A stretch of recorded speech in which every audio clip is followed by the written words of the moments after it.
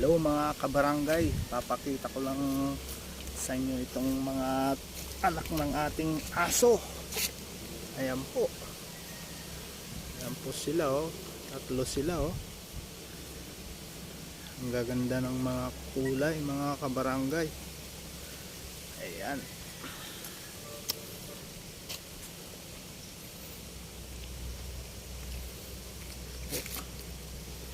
Ito po yung nanay nila oh. Ayan.